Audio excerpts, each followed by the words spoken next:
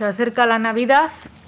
pues una época muy señalada para una gran parte de la ciudadanía y también para nuestro tejido local, que desde el Ayuntamiento de Guecho queremos mostrar nuestro apoyo favoreciendo e impulsando el consumo en nuestros comercios y establecimientos hosteleros, sobre todo impulsando el consumo local en Guecho.